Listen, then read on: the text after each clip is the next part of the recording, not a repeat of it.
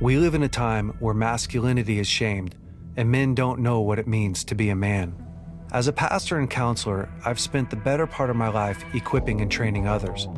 My goal with this show is to translate my hard-earned experience into tools and tactics to help you become stronger as a man. This is the BraveCo podcast. I'm your host, Jason Vellet.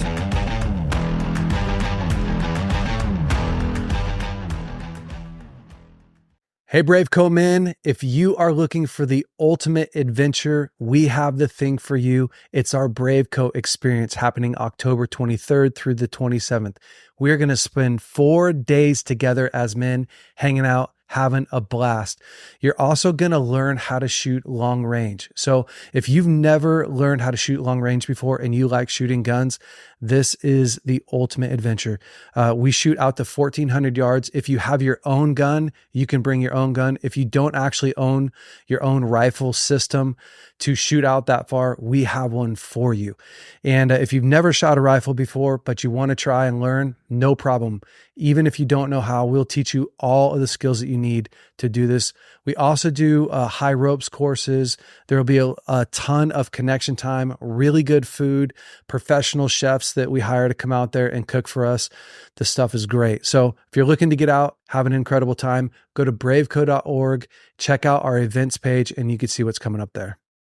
Hey man, welcome back to the BraveCo podcast. This week, I'm excited for this podcast. I have one of my best friends on the podcast this week, and his name's Jeff Sawyer. Bro, thank you so much for coming. Well, thanks for having me. Yeah. I appreciate that. Yeah. I mean, after you begging me for years to come on the podcast. That's funny. Yeah. It's actually the opposite. Yeah. Yeah. So if Jeff had his way, he'd just be working all day. All day. Yeah, dude. So, bro, you have a crazy story. You're just to set it up, like you're one of the most incredible men that I know. You're such a great father. You're such a loyal friend, and I'm always inspired by you, bro. You're always working so hard. You're loving your family, loving those kids, and just a kind of a funny story to start. Jeff has 7 daughters, and he married this beautiful Mexican girl.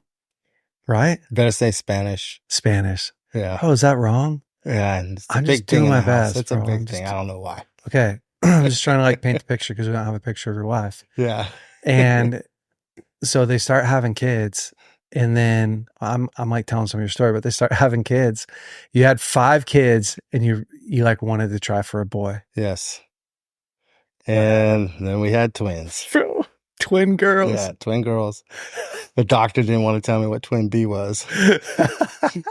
She got it choked up a little bit.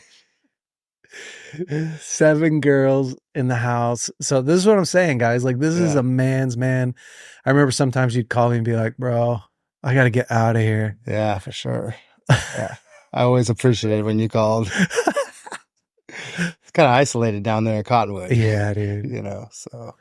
Dude, I want to talk, I want to dive into your story, like how you grew up, and guys are going to hear your story today and just feel really inspired by your life and what you went through. You've had some crazy circumstances in your life. It's a really cool story. So I want to take guys back to like, where were you born? What was life like for you? How'd you grow up? Well, I was born in New Jersey, but we moved to Lancaster down LA when I was like 1. Which is in California. Yeah, California. So I just grew up. It was, my parents were divorced by the time I was 1. And, of course, I had a stepdad that was, a little on the edge all the time. Did you live with your biological dad? Never. No. Never. No, he lived in the same town as us, but we saw him maybe once a year. Wow. Yeah, it was an interesting situation, but just growing up, I was the kid. I couldn't speak. I was had to go to the little yellow bus, that whole thing. You couldn't speak? No, I had a hard time. I knew how to say it, but it was a lot of work. Because of anxiety, or do you? I don't know. It was, my stepdad. He would hit me in the head and stuff because if I wanted something to eat, I didn't know what to ask, how to ask for it. Wow. But it was in there. You know what I mean? So it was just different. He was something else. He would like, take wire hangers and untwist them and whip us with them. No way. Hold us underwater and stuff. And I watched him drown things like cats and mice. And he was pretty, he was pretty Wow. wild. So growing up, it was kind of tough like that, Yeah. Um, What'd your mom do when all that stuff my happened? mom turned the other way. Yeah. I think she was in a position where she felt like she was grateful to have a guy in the house that was, kind of handling things, Yeah. because she didn't know what she was doing. Yeah. She grew up kind of rough. Her dad used to beat her mom and stuff. So, Like abuse wasn't abnormal to her. yeah, right. So it was just, we were always scared, my brother and I, growing up. I had a guy, when I was like 6, 7 years old, taking me out of the bowling alley, and he was going to get me some quarters. Next thing you know, I saw him naked, and he took me to some trailer park. And then when he dropped me off, I was too scared to tell anybody when I walked in, because I didn't want to get in trouble. You know what I mean? Way. So I don't know exactly. I can't remember exactly what went down, but I could tell you exactly what the guy looks like. Yeah. But it was just growing up around that house, with him in the house. We were just scared, all the time. It was also in the Jehovah Witness, congregation, that whole thing, growing up, the weird kid that can't stand up, say the Pledge of Allegiance, has to go home during Christmas parties and stuff, Bro. house getting egged on Halloween night, stuff like that. Because you're a Jehovah's Witness? Yeah, so there's a lot going on, I was just like, man, I just remember the last beating I took from that dude. I had it out with Jehovah one night. I was just walking the streets, and about a year later, so he was gone. Wait. No. So Yeah. how old were you? I think I was like 13 You're 13. at that time. Yeah. And you got in a fight with your dad? Stepdad. Stepdad. Yeah. Sorry. What happened? Well, I didn't get in a fight. He's just, like I said, he was really physical. I used to, I know this is crazy, but I used to kind of like lock myself in the bathroom and beat the crap out of myself, because I was afraid to break anything or do anything, because it would be worse coming from him. Wow. You know what I mean? It was just kind of yeah, it wasn't fun, just hungry all the time. Because you guys didn't have food. Didn't have food. My mom didn't want to get any help from anybody, at school and stuff. It's like everybody got the free lunches and stuff, the tokens, and brother and I just like, wow, everybody's eating, we're just one of those lives, we kind of grew up like that. So he was a trash man. So at 13 years old, yeah, you had it out with your dad? Stepdad. Sorry. I never had it out with him because I was scared of him. I had it out with Jehovah. With God. Yeah, I took off. Yeah, I just took off down the street. I remember walking that street. I thought Jehovah was going to zap me right there, because you know what I mean? Because I was like letting it all out. Like I was letting it out. Because you're a Jehovah Witness. Like that's all you knew. Right. Got at the it. time. Yeah. So there's a lot going on, with kids. I had worms in my gut crawling out of my body, and stuff. It was just, and then after that whole thing, after about a year or so, my mom mourning, she's cried all day and night every day. She started going to the bars and stuff, so we were free. Was your stepdad still in the house? No, because at 14 they split up. Wow. I felt like it was divine, I was like, yeah, he's gone, baby. It was like out of jail. We were out of jail. That's what it felt like, You know what I mean? Yeah. Felt you don't have to be locked up to be doing time, It's God. like, wow. So anyway, so it's like freedom, right? And so, I got into, I joined the gang. I was walking through a park one night, and these guys surrounded me, and they had 40s, which is beer, Old English, and they were break dancing, and I used to like to try to break dance and pop and lock, and they're like, "Hey man, we'll pick you up tomorrow night," And next thing you know, I'm going around gang banging, It's pretty wild. What did that life look like?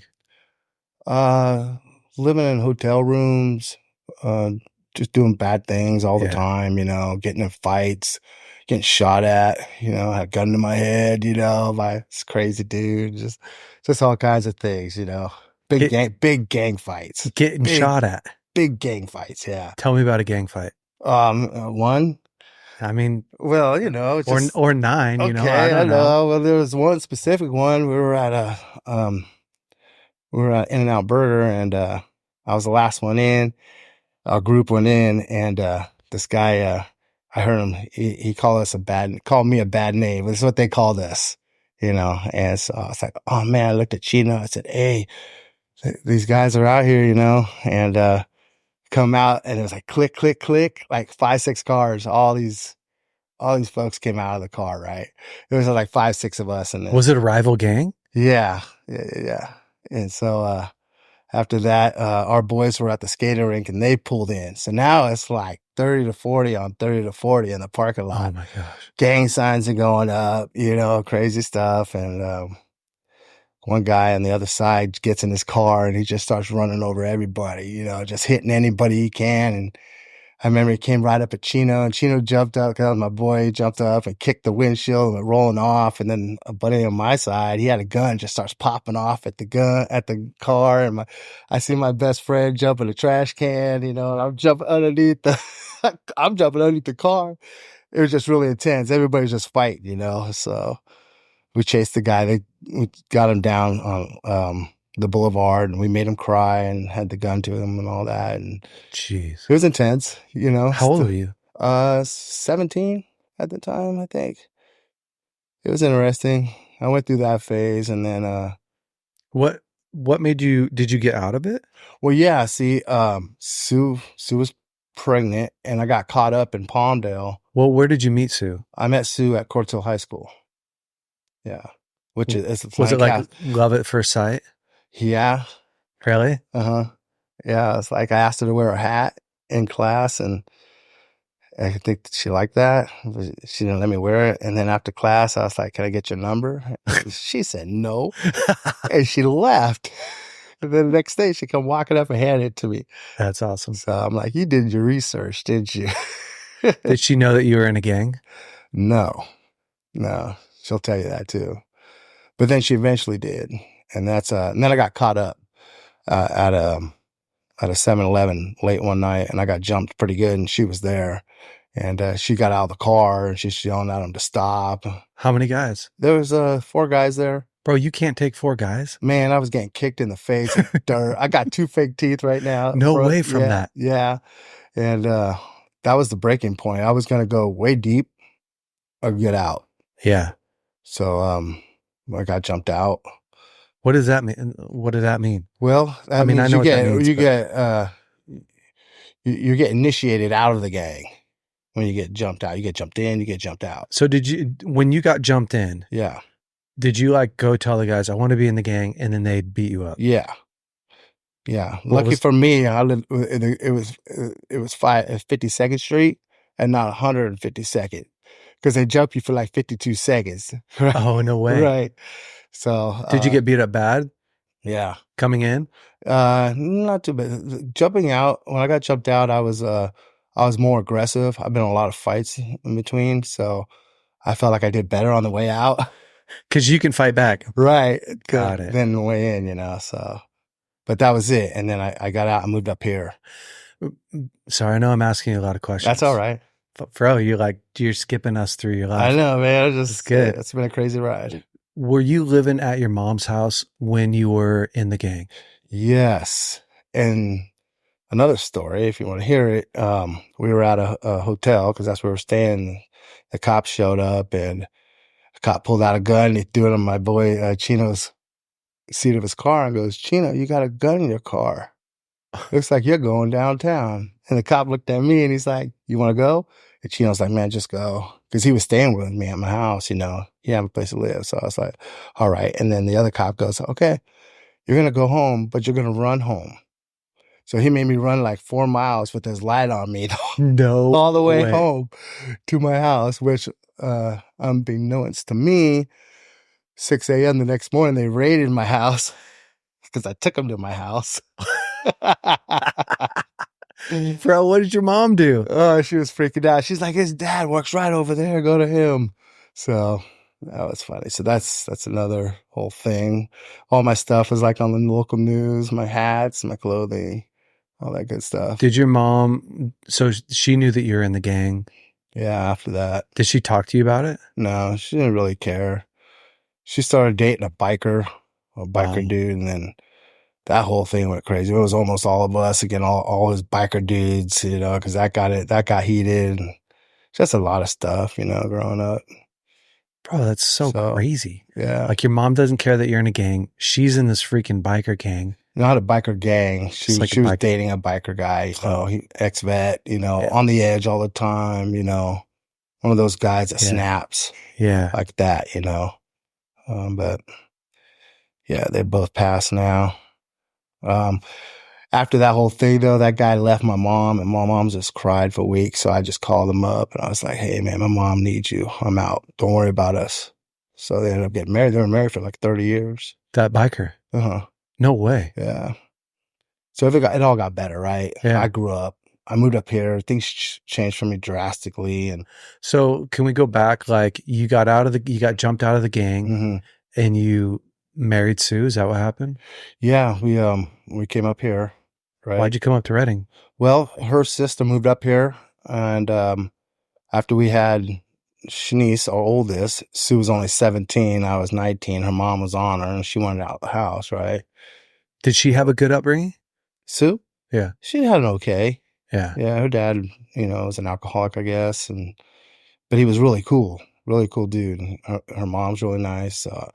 I think they had a nice family. You know what I mean? Yeah. They went out to dinner and stuff, which I'd never seen growing up. So I was like, wow, this is cool. You know what I mean? Yeah. So that's why'd she stay with you? I don't think she really knew me. You know?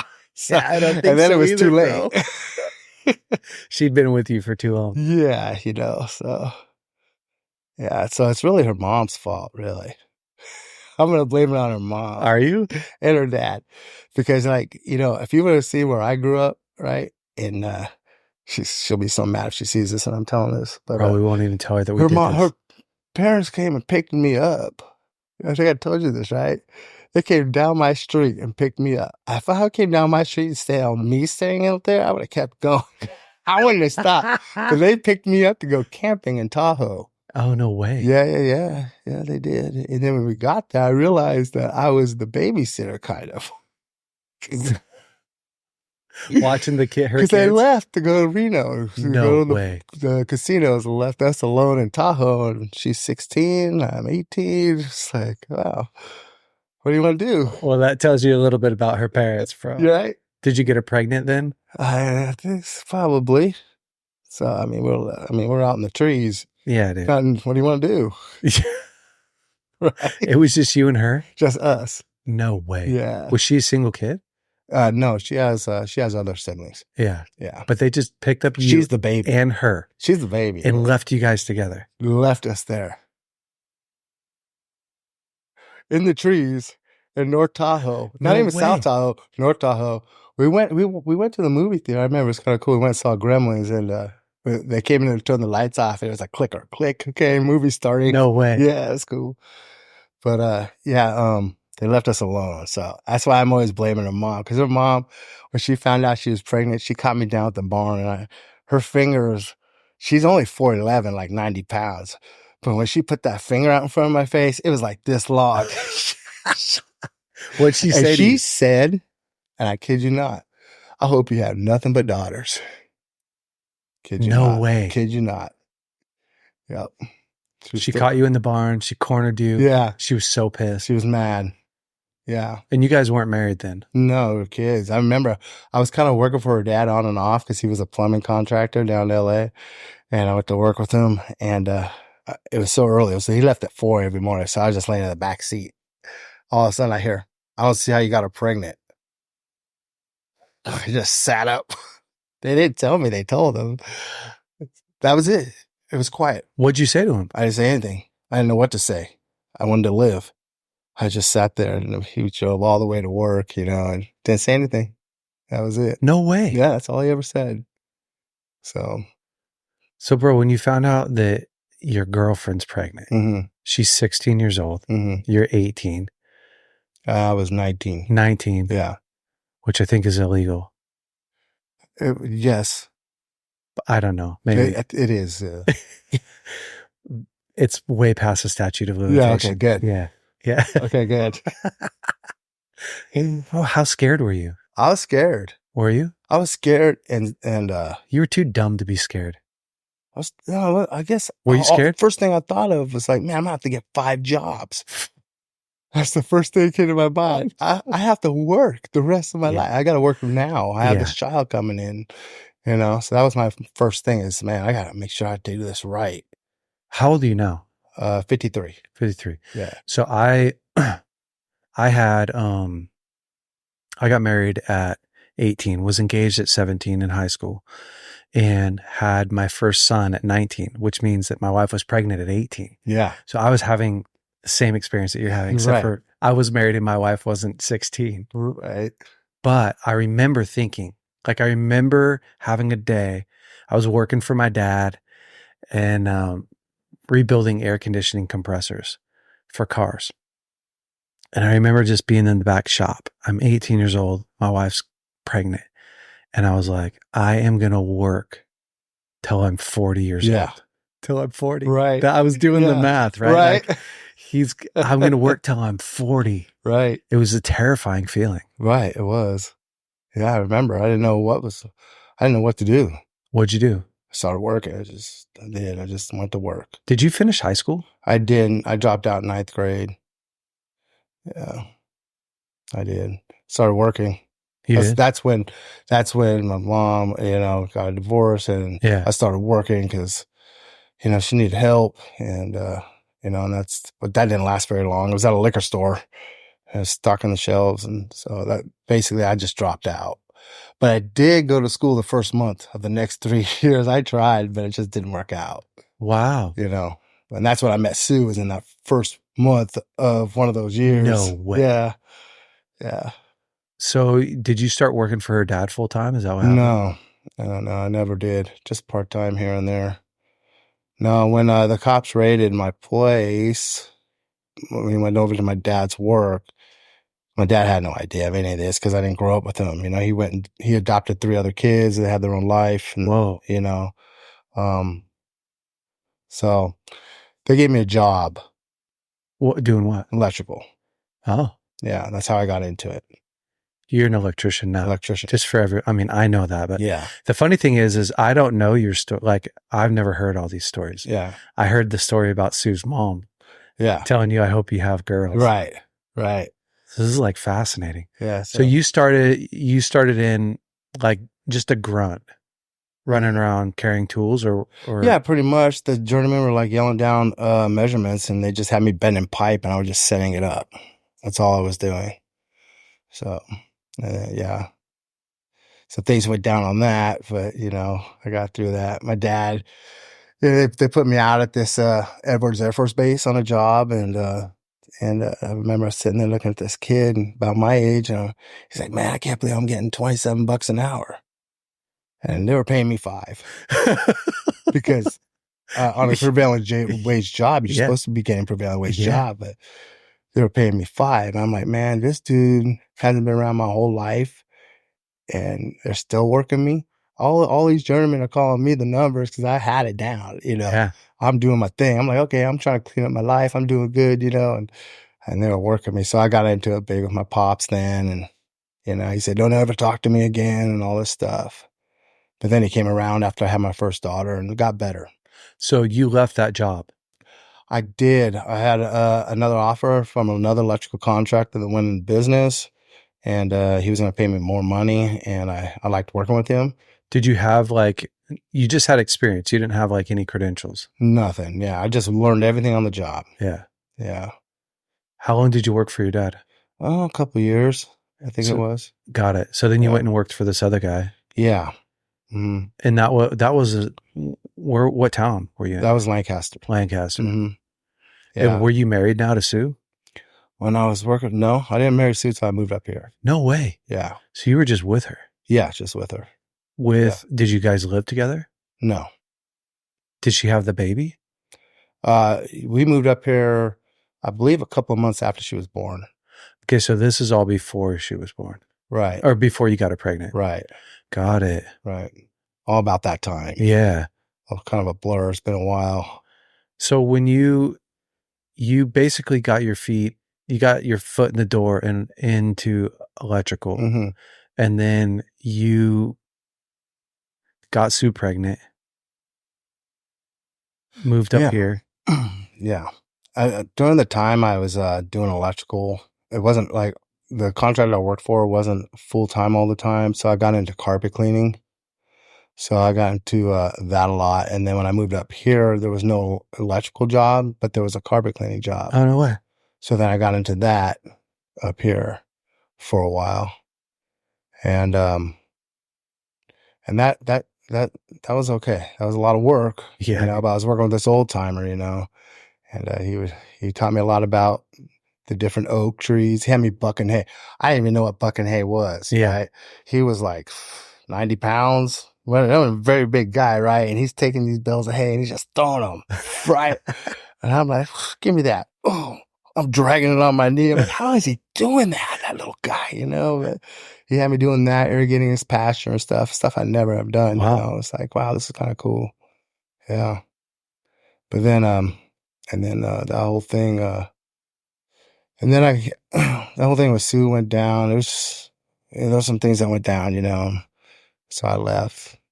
No, no, I don't know what you're talking about. Well, just, in the marriage, some things went down, So you got married. got married. Yeah. I had some kids and, some things between Sue and I, life stuff, we were both kids when we got married and Yeah. stuff. She hit 21 and her dad had passed. And so things changed and, you know, and, some things happened with us. And so I left for 4 Just like years. disconnected. Yeah, I guess so. I guess what it was, a buddy of mine wanted to start a Sawyer complete carpet care. So I had a little carpet cleaning business for a while, and, Whose idea was it to separate? Was it your idea or hers? yeah, it was mine. And yeah, yeah, it was hurt. I was hurt pretty bad. So I took off, Yeah. I mean, I couldn't, it was the manner of way it was done, Yeah. So, So you left. so I left because I didn't want to be here anymore because it was too hard. I didn't like her at the time and Yeah. stuff. You know what I mean? So I Yeah. left. So it hurt a lot. So I took off for like 4 years. Wow. Yeah, I was gone. I was living the life. Did you see the kids? Well, on and off. So just back up a little bit. The lady the old man, the carpet cleaning business, she always was like, hey, I'm praying for you today. I'll be praying for you today. After a year or so of that, I was like, okay, what are you talking? Let's talk. She kind of knew I grew up J-Dub. Even though I wasn't practicing as a J-Dub, I call them J-Dubs. I always felt they were right. I was just a Yeah. backsliding J-Dub, so to speak. You know Yeah. what I mean? But then she asked, hey, what can I pray for you about and stuff? So I started talking to her. And next thing you know, I went to her church and I was kind of feeling it, I was like, oh, this is kind of cool. But, I didn't really get into it at the time. And then when that went down with Sue, about that time, a friend of mine invited me to Bethel. And that's when I first went to Bethel back in 95, 96, Yeah. something like that. I was 16. Yeah. Way back then. And, I was in the choir. I jumped into choir. Bro, can you sing? No. Mark Holt had me saying watermelon the whole time. He goes, just move your lips. Just say watermelon back there. What? Yeah. I don't know. I was just trying something out, dude. I was just being a part. You're part of the gang, the choir gang. But I didn't deal with what went down. Yeah. So when that dude came through after Bill came in and Basil Howard Brown came in. Oh, some speakers at Bethel. Basil Howard Brown. Yeah. When all that went down, I was in the church. When that went down, I was sitting there. Yeah. And yeah, that was interesting because I was like, wow, this is wild. Like the power of God came into Bethel. No, like this guy got up in front of me on the chairs with his Bible open and went down to the front, started rebuking Basil Howard Brown up front. Dude, I never heard that. The church, I never heard that. Church split overnight. You don't remember that? No, dude. Like right after past, I remember Bill's first words. He took a deep breath. He said, well, I guess I'll find out who the churchgoers are. Bro, so he had a guest speaker, Yeah, Basil Bez. Howard Brown, and a Mm-hmm. guy got up and started Mm-hmm. rebuking Uh-huh. the guest speaker, Mm-hmm. and then half the church got up and left. Well, not at that moment, because Yeah. there was some aggression up front, right? No way. Yeah, right. There was some arguing. There was some stuff. I was there, and the pastor that married Sue and he caught me. I don't know. He was just there. He caught me in the hallway, and he's like, "Are you confused, Jeff?" And I was like, "Yeah, I kind of am." And he's like, God's not a God of confusion. You sure you belong here? Wow. Yeah. I left. It was just so much. I didn't deal with with everything with my wife, Yeah. and now this was going on, and and I'm It's like, like a man, church that's split. just too much, So I left. I was gone, so I left, and I had a great time those 4 years. Where'd you go? I went down to L.A. I had a girlfriend, a couple of girlfriends. I just took off. When you say you had a great time, I mean, I partied. yeah. I was on the edge. I was going places with my buddies and doing Like drugs or? some drugs. Yeah. Yeah, I was living. I was like, I'm out of here. I'm never going back anyways. It doesn't matter. And then, I know I probably skipped over a ton of stuff. No, And you're then good. I came up here one day. I was seeing this girl down there in Oakland because I had moved around and I was managing GNC. I just left SAC because I was wanting houses there. And my buddy was like the regional sales manager for GNC in the Bay. So he's like, hey, I'll give you a store if you want to get out of SAC. So I went down there and started seeing this girl, and it was going really, really good. I really liked this girl. She was cool. And she's like, you need to go see what's going on with your divorce. So I came up here. I went to the paralegal. It was out of business. I was like, out of business. So I go to the courthouse and I go in. I say, I'm just checking up, following up on my paperwork because I know it's my paralegal. She goes, oh, no, she never refiled. They're still 100% married and all that. No way. Yeah. So I was like, oh, man. I left going, man, that's crazy. And I was going east on 44, and I happened to notice my oldest daughter in my sister-in-law's car right next to me. And my oldest daughter just looking out the window, broke me up, Wow. big time because I hadn't been around. I was like, man, I gotta do something. So I sucked it up. I was like, man, I gotta come back. And I didn't want to come back. Did not want to come back. And so, but I did. I was like, I remember telling them, my kids, hey, I'm coming home. I had no idea Sue was in your dad's home group this whole time. No way. Yeah. And, I can't tell how many people that were in that home group that said they were praying for me the whole time that I ran into, after I came back, years after I came back. But when I told the girls I was coming home, it was like 10 Christmases in one. They were jumping up and down and all Bro, kinds of had you stuff. talked to Sue and told her? I told her. What did she I, say? she was waiting for me. Oh, wow. Yeah, she was waiting for me. She had a promise. She was told a promise, and yeah, I don't know. I was, your dad's home group, whoever's all those prayers, and what's going on, because I was never coming back here. Wow. And so, anyways, yeah, I told my kids. They were like so excited, jumping up and down. This is great, Dad. Man, and because my oldest, she was hiding food. We found out underneath her bed and stuff, and I was like, man, I've been so selfish, but I was so hurt. I didn't want to deal with any of it. You know what I mean? Yeah. So, anyways, so I went back down. My buddy's like, you got to give me a month so I can get another manager. Because I told him, hey, I'm going to go try to work it out with Sue. About 2 weeks into that, I get a call from the girl I'm seeing. She's like, I'm pregnant. So I'm like, what do I do? It's a tough situation. You know what I mean? Yeah. It's really tough. Like, I can't tell my kids now I'm not coming back. And I got to tell Sue this now. I told Sue, I said, well, what do you want to do? Because I can't live, I'm not going to come back and, and be arguing with you all the time about this situation. Yeah. I don't know what to do. I'm like, I was a mess. I was on drugs. I didn't know what to do. Yeah. But there was no way I could tell my two oldest kids I want to come back again. You know what I mean? So, Sue's been real good. She's been great about it. So you came back. I came back. Yeah. I went down at least once a month or so. Bro, didn't you have a meeting with my dad in his office one time? Yeah, you want to know? That's a funny thing you said that. Yeah, tell me about that. First off, he looked at my hands, and I think he thought of his grandpa. So wait, back up a little bit. Yeah. How did you get into my dad's office? Well, that's just it. See, when I came back, there was a moment where I thought, no, I can't do it. I didn't want to be around her. I didn't want to touch her. I didn't want to do anything, you know? Yeah. And she convinced me to go up to church, and I did. And then she convinced me to meet your dad. And Did you know who my dad was? No, never seen him before in my life. Right? Yeah. And she's like, she takes me up there to meet him, and I think the first thing he said was, "You're a runner." You're sitting in his office. No, I'm at the front of the church when No I first way. met him. It was during church, after church service. He's like, "You're a runner."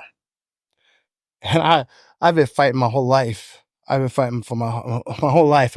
I'm down to fight, and I've been fighting. I'm messed up. But he's calling me a runner. So I was like, "Who is this dude?" I was mad. You know what I mean? I was like, "Man, I don't know this guy." And then because he turned his back on me after he said it, he doesn't just say you're a runner. He goes, "You're a runner," and turned his back on me. Oh my gosh. I was like, Sue, I was looking at her like, what? And then he turned back. He goes, "I've been married for blah, blah, blah, so many years. What do you got?" I was like, "Man, who is this dude?" Bro. Yeah. My dad is bringing the heat. Yeah, that was 23 years ago. Yeah. And so, and then he said, "Do you want my help?"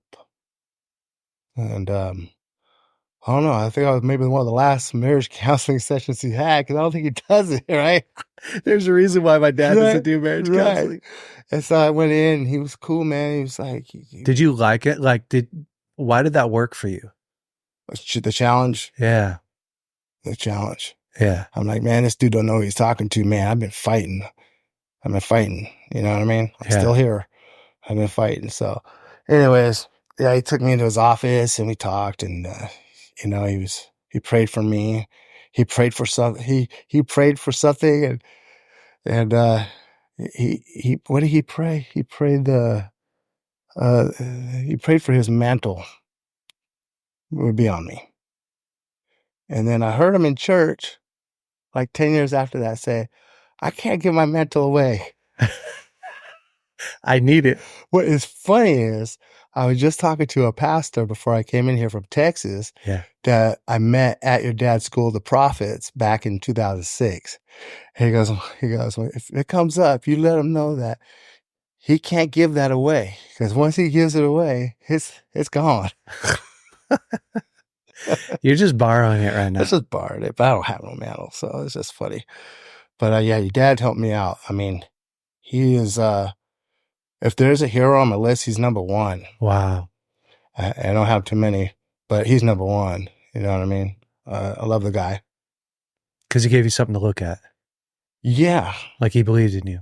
Yeah. And I get him. Yeah. You know what I mean? And he's just always been so grateful. I mean, so generous to me. You know, he's given me a lot of work, you know, obviously. And he's just giving me a lot of love. You know, he goes out, well, you know, I gave my daughter a kidney. Yeah. Right. Tell that story. So your daughter, what's her name? Sorry. Ariel. That's right. Yeah. Bro, you have so many. I can't keep. I know. It's crazy. So your daughter Ariel got sick. Yeah. Really sick. Really sick. And was like retaining tons of water. Isn't that? Yeah. She gained like 100 pounds of fluid. And she's only 100 pounds anyways. Yes. She's really beautiful, beautiful woman. And you guys find out that she has kidney failure. Well, she had lupus. Oh, that's right. Lupus. Yeah. So she was doing a bunch of chemo, bunch of Lasix, and between the autoimmune and I think the chemo killed her kidneys. Oh my God. So she was on dialysis. So it just worked out where I was able to give her a kidney. So, but after that was done, there was nobody but your dad. Every day, I think for a month, at least straight, every day he asked how I was doing, if I needed anything. I mean, like, there was nobody in my family doing that. My dad's a good friend. Yeah. So, yeah, he's number one. I love that. Yeah. So here I am. You know what I mean? I've been through a lot. I've been in business for 20 years now. How did you start your electrical business?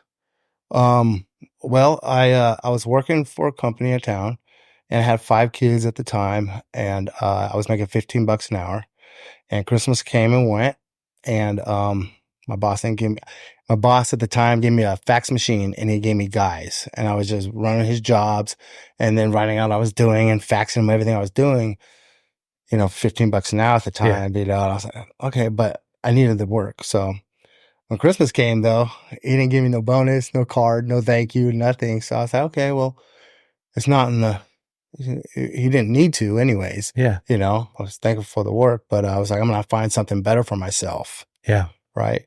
So I told the superintendent down where I was working, hey, I'm going to be moving on. I'm looking for a job. Well, he told the builder, hey, Jeff's thinking about moving on. So just so happened that my boss and him got into about something earlier in the day and threatened to pull me off the job site. No Right. way. Yeah. And so the builder calls me and he goes, hey, how do you feel about working underneath my license? And I'm going to sponsor you to get your license and I'll pay you $22 an hour to start. So I was, what was I supposed to do? Bro, what'd you It was say? 5 kids. Yeah. I was like, wow, okay. Yeah. Yeah. I mean, yeah, yes, I have to take it. I felt like the doors were opening up for me Yeah. because I was falling in love with Jesus again, right? I got back after the whole thing with your dad and I was falling in love with Jesus, right? So things were happening for me a lot, really a lot right then. It was amazing, such an amazing time.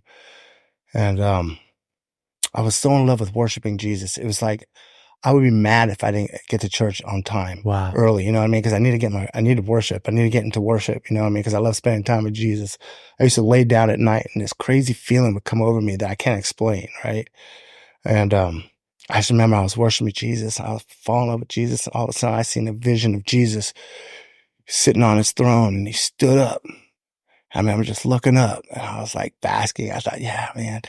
And every step he took towards me, he got smaller and smaller until he was my size, looking at me right in the eyes. And he goes, what makes you better than me that I could forgive her, but you can't? Wow. And I was destroyed. I didn't want to go to church. I couldn't worship for months. I was toiled with that over and over. Actually, I was like, wow, what am I doing? She had a whole bunch of unforgiveness towards Sue. Oh yeah. Yeah. It was tough. And that was something else. That really hit me hard. You know what I mean? I'm like, yeah, I'm not better than you, Jesus. Was that your catalyst to like some of the healing and the forgiveness? Yeah, man, I had to deal with that. And then things really took off as far as supernatural stuff. Some pretty wild stuff. Your dad was teaching on the language of the spirit at the time. And I started noticing that a lot. I had birds following me. I'm not kidding, man. I'm like, well, things are tripping out. I mean, I ended up in Arizona with my two best friends and they gave their lives to God there. Let me tell you about that real quick, Yeah, if you do it. don't mind. I was like, God was sending me to Arizona. I don't know why. Everything was Arizona, Arizona. I remember the night Sue was pregnant. She wanted ice cream. So I went to leave my house and there was a cop pulled over a car in front of my driveway. The car was from Arizona. I noticed license plate and everything I was noticing was Arizona. Yeah, go to the store. Go back. And I remember, it was basketball season. I turn on the TV and the very first commercial was want to get away? Okay, fly to Phoenix, Arizona. Right. So I'm like, okay, that's trippy. So I turned the channel and there was Benny Hinn, right? I used to watch Yeah. TVN at the time. Oh yeah. And I didn't like the guy. Yeah. I thought he was a weirdo. I thought he was a fake growing up with J Dub. You're not into this stuff. It's all weird, right? And so I'm like, it's Benny Hinn. The very first words out of his mouth was, ladies and gentlemen, you don't want to miss my next crusade in Phoenix, Arizona. Just like that. And I said, that's it, Sue. I'm going. I'm going to go. I got up right then. I booked a flight. No way. Yeah. I said, I've never been to Phoenix. I don't know where I'm going. And, I'm going to go see this dude. I'm going to prove two things. If God's really sending me there and if this guy's for real or he's fake. Wow. Right. And so there was a lot of stuff going on with my two best friends. And, it was like a month or two before his crusade. I couldn't have coerced this. I couldn't have asked him nothing. And so much stuff was going on with my two friends. I don't think we have enough time for all that. One of them said, hey, I'm going to pick up Ray and I'm going to meet you out there. I'm like, these are the guys I did nothing but dirt with. Like, they're going to meet me Crusade, Benny Hinn crusade, crusade. Benny Hinn crusade, you know? And so we went there and it started waiting for service to start. It never started. We worshiped for 8 hours. It was just an 8 hour worship service with intermission of people getting healed and getting out of the wheelchairs. I Was saw Benny there? Benny was there. I saw the first miracle. This lady was like, there was an oval arena and there was a big line. And this one lady was turned around worshiping backwards. And she had this big thing on her stomach. And I was like, I noticed her. Half hour later, she's on stage crying and it's gone. And I was like, I seen it. Like, I was totally like, all of a sudden I was believing like something I've never, I was like, wow, I seen a little kid with these walking things, took it off. And, I don't know if you know Donnie McClurkin, but he was there. He told No. a great testimony. It was so powerful that even Benny Hinn's right-hand man was like, I had the video. He's like, whoa, can you feel the spirit here tonight? It was just so powerful. It was so thick. The atmosphere was thick in there. And then he did an altar call and my two boys gave their lives to Jesus and the welcome to the family. And my buddy that was going through everything was just bawling. It's a long story. I'm skipping through a lot, but God sent Ray there that night because his sister died that night from overdose and he was going to be partying with them, but he went and gave his life to Jesus. My gosh. It just reminds me of the authority, the cop pulling over my driver. There's just so much. I have so much to talk about in that. There are so many things going on with the language of the spirit. He sent me to Montana. That's an hour-long testimony. Wow. Yeah. And then back to Arizona and stuff. And it was pretty wild, man. Ended up at TBN down there. Just nobody in the building, walking through the green room, going upstairs, seeing all these old artifacts, these biblical, all this really cool stuff you never really get close to. And then Jan comes out. Hey, boys, you hungry? You want something to eat? You remember Jan, right? No, Jan Crouch? dude, no. She had this big pink hair. So she was like, just Paul and Jan Crouch started TBN. Wow. Right? So there was a lot going on. But the supernatural was just flowing like right then. Like I could feel it right now because I'm talking about it because, Pastor Bill says, testimony means to do again. Yeah. Right? It's a spirit of prophecy. Right. So, but there's a lot going on. So a lot happened, right? And it was really wild because I was at your dad's house, about 3-4 years ago when Benny Hinn's son-in-law, Michael, right? Yeah. He was there. Yeah. And I got the nerve up to ask him who his dad was because your dad was like, hey, what's it like being the son of a famous preacher? And I was like, well, who's your dad? He's like, oh, Benny Hinn. I was like, oh, yeah, I went to his crusade in 2004. He's like, were you there? I'm like, yeah. He goes, I was there too. I'm like, remember Donnie McClurkin's testimony? Yeah, man, with the 3 Jewish doctors. Yeah, man. We started vibing right there because of that. It was so powerful. Yeah. And years later, right? Like 20 years later almost. So it's like, wow, that was so cool. Yeah. So it's been a wild ride. My life's been, Yeah. It's not easy. Yeah. I still going through things. Yeah. I just had a daughter move out on me yesterday with a boy. Yeah. I mean, that's life. It's still challenging, so, but, I love them. How did you grew up in a home where you didn't really have a father. Yeah. And the father figure that you did have was abusive Mm-hmm. and horrible. And just so many cards stacked against you, How did you get to a place where like you figured out how to show up at home and show up for your wife and love your kids? Like, how did you get there? Man, my whole life, to be honest, I act hard a lot, I put on this thing, but I from birth, I've had this love in me. Absolutely. That got kind of beat down into me. Yeah. You know what I mean? Yeah. I was this big kid ball of love that just wanted to love everybody. Everybody was my best friend. You know what I mean? I wanted that, but it just didn't go that way. So I don't know. I just, my kids, like I said, my oldest daughter pretty much, when I saw her looking out that window, triggered and put everything back. And then Jesus, of course, his grace, and everything. My life's a miracle. It is a miracle. Like I said, I heard bullets flying by my head and you can hear them. You know, you hear the zing, like they're like loaded springs. Oh yeah. Ding, ding. You know what I mean? You can hear Yeah. that stuff going by. So, I don't know. It's been a while. I think, yeah, Jesus saved me because there's some miracles in my life. You know, he wanted me to, I think, to raise these daughters. I mean, I haven't done the best job because, um, my problem with raising my daughters, to be honest, is like, I don't know the middle. That's where I'm lost. The middle, That's where I've been like lost. 14 to 18. No, like too nice and too mad. Oh yeah. I don't have that nurturing middle. Yeah. And my kids will tell you, it's like I should have been harder, but I'm afraid of me. Yeah. So it's easier to stay on that side of being mad, you know, where they needed it. Yeah. And so Sue helped, you know, Sue don't have a problem with that. Sue don't have a problem with that. But it would have been better if I had that in me. Yeah. But I didn't have that. Because you were way too lenient, like way too lenient. Yeah. You know what I mean? That's the problem. Yeah. You know, I mean, you and Sue are a good balance. Yeah. Because Sue can definitely bring the heat. Yes. Everybody's afraid of her. Yeah. I love her. But I mean, she's amazing. She is. And you're amazing because you're just so compassionate. You have so much compassion, which is part of what broke you as a kid, you know, in the sense of like, I mean, when you're just a ball of love and you get beat up forever, that's tough. But with kids, man, kids are tough. I mean, I struggle with my kids. Yeah. It's really hard. It is. It's not easy. Yeah. Well, especially when they know your past. Yeah. Then you become hypocritical if you do or say anything against what they're doing. Yeah. I've gotten that.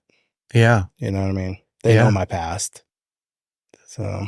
Yeah. I mean, the good thing is that you can't change the past, but you can own it and clean it up, you know, like you did.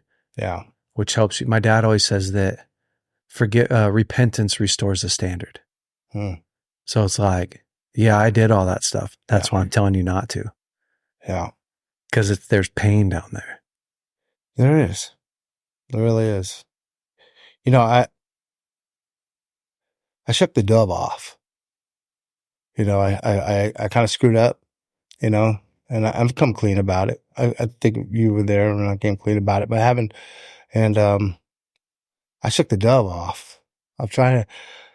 Michael said the devil is going to land on my shoulder again. I'm waiting for that. You shook the dove off? I think that was a passive bill thing. I'm not kidding. I was walking so close with God at a point, it almost became a burden.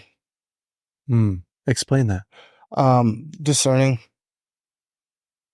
a lot. If it's me or the Holy Spirit. Yeah. It got heavy on me. Yeah. You know what I mean? You're like, I didn't want to force, there was so much going on that when seemed like when the Holy Spirit wasn't working around me, I almost try to make it work around me when it wasn't the Holy Spirit. You know what I mean? And, I don't know. After that, you know, like I said, I screwed up. You know, I came clean with the Sue and everything and we moved on, but I haven't been back and I don't know how to get there. I feel lost. I know what I'm saying when I get around, like I don't want to fall again. It's a far fall. Yeah. I still see the vision of me. I remember me when I decided to do what I did. I remember seeing me pushing myself off the shore into a crazy windstorm on the ocean. And I feel like I've been out there ever since. And it's been a while now. And I've been, you know, lately I've been, you know, been about a year and a half ago now. I called your dad and I was like, hey, I just don't want a church or nothing. And he invited me. And that's when he invited me. And that's about a year and a half now I've been coming back. Yeah. And he told me, you know, your obedience will turn into passion. And that's why I keep going. But I haven't had the passion right now. Yeah. You know what I mean? Yeah. Everything I'm doing right now is out of obedience. But, man, I don't know how to get to the passion part again. You know what I mean? I don't know. At the same time, I'm fear of falling because it's a far fall. Yeah. So that's kind of like where I'm at now, you know. Oh, I love you so much. You know what I'm You're saying? so honest. So, I'm just living this life, man. It's been a wild ride. For me too. Yeah. And I appreciate you, you know. I mean, you came up to me, I don't know how many years ago, and handed me a bow of the year, 2006 Bowtech bow of the year. I mean, who does that? You know, Bro, you're just so everybody comes awesome. over. Yeah, man, look at my bow. I don't know how to shoot it, but look at my bow. You know what I mean? That's pretty We cool. got to teach you how to shoot that thing. Yeah.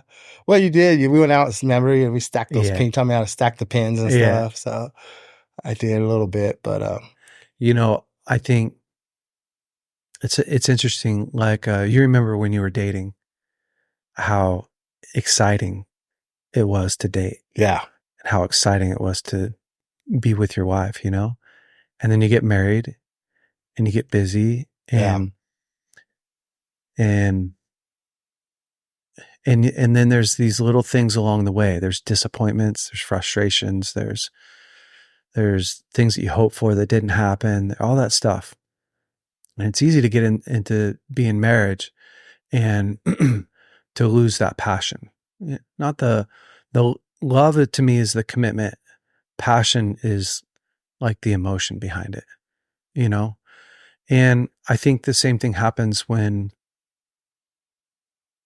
we go through those seasons in life with God that were so incredible is we're passionate because everything's new. I'm learning, I'm growing. I'm pursuing something, right? Every day something can happen. I'm expecting, I'm hoping. But then if you're not careful, these different pain points build up and your hopes get hurt and broken and you quit searching, you quit partnering with God and you quit hoping and you quit looking. And and I think it's that piece where when you get hurt, you often get hopeless. And to me, like he who has the most hope wins. I mean, that's life. If you don't have any hope, do you get out of bed and work hard? No. hmm, Do yeah, you come back home to your family? No. Do you pursue something bigger? No. If you don't have any hope, right? Like you just don't do anything. And so I think a lot in my life, the places where I don't have hope anymore because I had some sort of pain or some sort of offense until I really solve that piece, like the pain and the offense. And I don't really allow myself to hope in that area anymore. And it's something to think about, you know? hmm, I think the other piece too is that sometimes we get capped in our life. Like, um, well, I see it a lot. And even I experience it too myself, hmm, where going to church gets really boring, like really boring. And I remember being 13 and telling my dad, I don't want to go to church anymore, which was not an easy conversation to have with my dad. yeah, right. Yeah, I remember him looking at me and he said, well, why? And I was trying to convince him, you know? So I said, the preaching's boring. He hates boring preaching. The worship's really bad. Homeless people come in all the time. And he said, oh, son, it sounds like you're going for yourself. Hmm, yeah, And I thought he was saying, it's good to go for yourself. I'm 13. right, And I said, yeah, Dad, I think I am. right. And he said, son, look at me. He said, going to church for yourself is the lowest level of living as a Christian. And I felt this big. Yeah, I felt so small. But then he came back to me and he said, hey, people need you. They need what you have. I want you to go to youth group and find someone that needs what you have. That's literally where I learned counseling. hmm, Because from 13 years old on, I just thought that that's what people did. Like I was on a mission. When I went to youth group, I was on a mission. I was going to find that kid that was hurting and then help them. I mean, I didn't have any tools. I didn't know that you needed tools. yeah, right. I just Kind of like you in electrical. You just Mhm. started. And once you start, like, Yeah, you right. didn't go to high school. Like, you didn't know that, like, you're supposed to. But I just started with people, and I found that, like, that's where I really came alive. That's where I felt like I was making a difference. That's where I felt a ton of purpose. And so sometimes I think it's the offense piece because I get hurt. And then the other side of that is like, if I just go for 20 years, but I'm not like pouring myself, like I'm not going on a mission, then I'm just going to get excited. Like I'm just Yeah. waiting for something to get me excited. And there's nothing about church that's exciting enough to keep me there unless I'm on a mission. Like when Yeah. the disciples went with Jesus, at first they watched him do it. And it's really cool, because they're watching Jesus do Mhm. all these miracles. And then they do it with him, right? He's like, hey, pass out this food. Hey, carry this stuff. Hey, do this stuff. And so they did it with him. But there came a point where they didn't watch Jesus do it anymore, where he sent them out, where they did it. And so I think sometimes for me, I'm talking to me as much as I'm talking to you and every other guy on here. It's like when I get into the mode of where I'm looking for God to make it fun for me, I realize like that's not how it works. It's never worked for me. When I get back into the mode, the sweet spot for us is like, what does God want to do through you? Like, how does he want to use your life today? And I think that's the big adventure. That's what was so exciting about going to Arizona Yeah. is what God was doing through you and with you. That was what was so exciting about going to Montana. Mhm. And so I think sometimes we got to go back to see like, where did I lose that? What was the pain that came in, or what was the lie, or and maybe it was in your, you know, in the burden of trying to figure out what the Holy Spirit was doing. And is it me or is it him? And maybe there was a painful place there or something, but going back to like, where did I quit being on a mission with God? Because everything else is just, you're back to being a Jehovah's Witness. Yeah. You're back to like trying to keep a bunch of rules. And I'm not slamming those people. I'm just saying like, we're back to sitting in church Yeah. instead of like back to going to get equipped, going to be to, to like, okay, I'm going to work. It's the guy who goes to work every day and he's not trying to better himself. He's just trying to get a paycheck. It's like, man, eventually after that, like if you go to work every day and you just go to work every day and you don't try to learn a new skill, you don't have a goal. There's no goal, right? Like you don't try and like take on more ownerships, more responsibility so you can grow in the company. You don't do any of that stuff. You just go to work every day. Pretty soon you're complaining about work. Mm. It's not fun. It's boring. Pretty much. Do you know what I mean? Oh, I do. I'm living it. Yeah. But it's different, right? Like remember when you started your company, Oh, yeah. It was different. you had goals, right? Yeah. You're like, what could I do? Where Yeah. could I go? What I could hire some guys. If I get more jobs and I do it efficiently, I could bid for, like you start to think and then you watch money coming in, you're taking care of your family. It's this big adventure doing something that you've never done before. So I think guys like you and me, and this is just my opinion, but guys like you and me, when we stop being on a mission and you stop dreaming, life isn't fun enough. And then we just look for something better, something that is going to make us happy, something do you know what I mean? Oh, I do. I'm living it. Yeah. Bro, I've been there so many times. Honestly. Yeah. I know we got to end soon. Yeah. But I did a whole stretch. So from probably 2015 to 2018, I just felt so down. Every day I felt so down. And I was really frustrated and angry. There was a bunch of church stuff that felt really political that just really turned me off. I didn't like the job that I had. I didn't like the role that I was in. I had a whole bunch of complaints, right? and pain and frustration. I was still working through my nervous breakdown that I've been, it happened in 2009. Like, I've been 4 years working through a nervous breakdown, just a lot of pain, 5 years. And I remember, I would sleep into like 8, 9 o'clock, wouldn't really work hard. It was just that. Yeah, right. And I remember one day, you know how you ever had like, you're walking around and all of a sudden, like you just have a revelation. You hadn't had that thought before. I was just walking in my garage and I was just so down and depressed. And, all of a sudden it dawned on me that I was breaking my promises. I was breaking all my promises. And I remember thinking through, like, I don't like me because I don't wake up on time. I don't take care of myself. I complain about my job. Like, I'm not trying to improve. I'm not trying to grow. I'm not picking targets. I'm just like doing. And I walked in, and this is what I told Lauren, literally, I said, babe, I have so much shame because I'm breaking my own promises.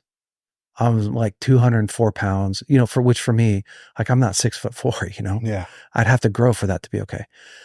I was like fat. I was embarrassed to take my shirt off in front of my wife. I was just how I felt. Like every time we make love, I'm like, can we turn the lights down dimmer? I'm Yeah. eating ice cream every night before I go to bed, which Right. is like great if you're doing all the other stuff.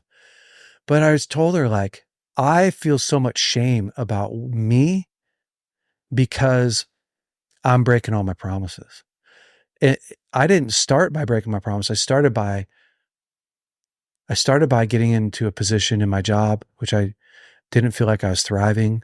I started letting the politics at work, like, it was really affecting me. Instead of processing it, hearing God's voice on it, seeing what my part was and leaving the rest to God, like I didn't do that. Do you know what I mean? I just got bitter. Yeah. Bitter. And for me, I had to come back to go, like, that was like, I had to draw a line in the sand. And that's when I started to go, like, what's in my heart? That's when I started that's the first of BraveCo event, which wasn't called BraveCo. That's when God started telling me, I want you to give me something I can bless. And I was terrified. Yeah. Because I didn't know how to do it. But like for a whole year, he told me, I want you to give me something I could bless. What was he doing? He was challenging me because I was now like able to listen. It was like my dad saying, you're a runner, Yeah. right? God was telling me, like, I want you to give me something I can bless. And that's when I did the first event at the Wildcatter Ranch in Graham, Texas. And guys showed up and I was surprised. But that's when I quit breaking my promises. And it's like every time I get back to the place where I break my own promises, I get back into that place of life where I don't know what I'm doing. I don't know what life's about. I feel lost. I feel empty. Do you know what I mean? I do. So maybe that'll help. That does help. That's where I'm at. Yeah. Bro, I love you so much. I love you too. I just want to say, I know I talked about Sue and stuff in the past, but nobody's innocent here. So I don't know. Bro, Sue's, you know what I mean? Sue's one of the best women that I know. She's a good woman. She's a great mom. She's a good woman. We have a great marriage right now. So she's incredible. Yeah. That's why I had you on here, because your life is such an inspiration, and there's so many men that grew up in a home that it was unfair. I mean, we weren't designed to grow up in a home where there's a bunch of pain and a bunch of chaos and a bunch of suffering. And the fact that like you made it out of that, and then like you did a whole bunch of it wrong, you if you could go back and redo it, you would. I would, yeah. But then to watch God like turn your life around. And I love that we even talked about this at the end, because there's no man that's listening to this that hasn't walked that same journey as you, even where you're at right now, in coming back around. Like you've been back for 1.5 years and pursuing. Like I remember when my dad went through his nervous breakdown, I don't know, maybe it's 12 years ago or 13 years ago. And he laid on the couch for 6 months like a shell of himself. Mm. I remember standing outside of his home that he's in right now and him telling me like, I don't know if God's real. I don't know if, like he was so low.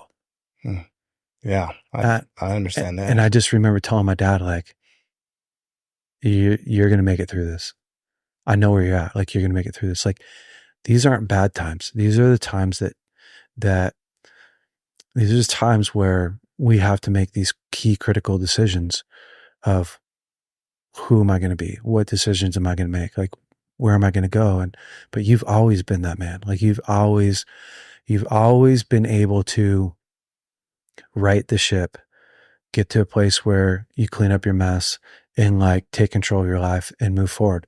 That's how you have 7 kids that you raised, that you provided for. That's why you have a wife that, I mean, you guys should have a terrible marriage, but you have a great marriage because you worked hard and she worked hard. And I really admire that out of you. Right on. Yeah. Thanks, man. You know, I love you. I love you, bro. Yeah, I love you too. Thanks for coming in and talking with us. Yeah, for sure. BraveCo men, I hope that Jeff's story inspires you this week and that you take a look at your life, right? And the places that you've struggled. And I love stories like this because it takes away the excuses.